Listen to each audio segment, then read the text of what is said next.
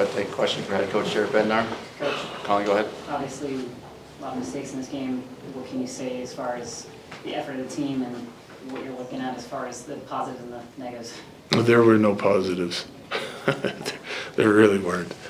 I hated that game from start to finish pretty much. And then we got slightly better in the second period and okay at the start of the third. But it's we didn't do enough to win the hockey game. So there's nothing I liked.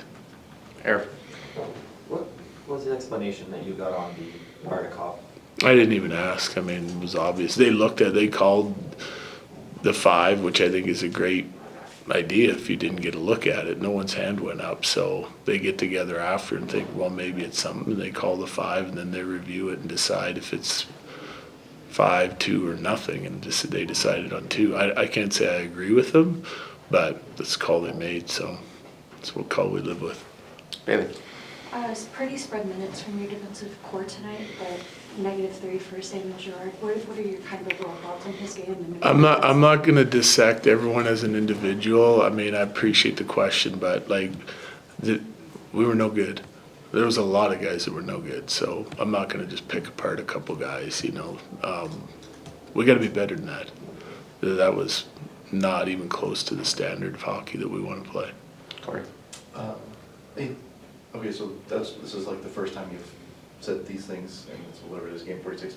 But you have lost, I think it's 4 out of 6 now. Is there anything that kind of connects the 4 losses together, or were those 2 games in Florida not really anything to do with it? No, there's trends that are coming our way. So you're missing key guys, so everyone's job becomes more important.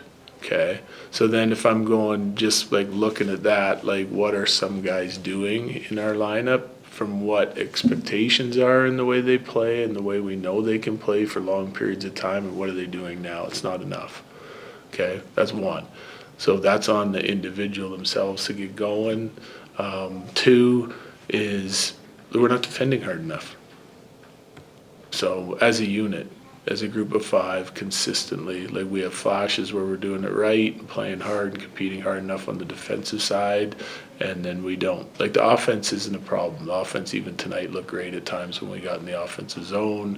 We're just not getting there enough because we're spending too much time defending, and then our puck moving hasn't been as efficient either. So, I mean, I know the guys out of the lineup affect that significantly, but the other guys, we need more out of some other guys that we're not getting.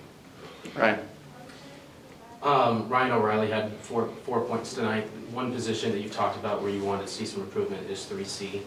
And given that he's a former Av, the Predators have publicly stated that they're looking at options to trade him. Has the organization thought about acquiring him? I have no idea.